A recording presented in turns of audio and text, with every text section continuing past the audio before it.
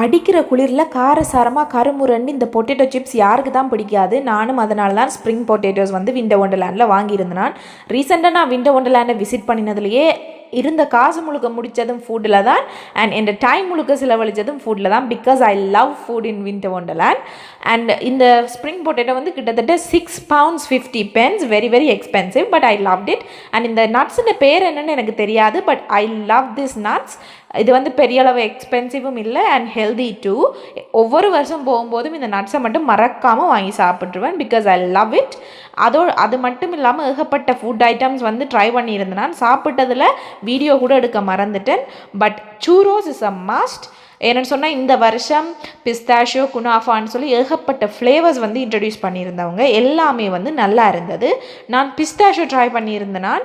And all my money went for food and this is my sad face after spending all this money.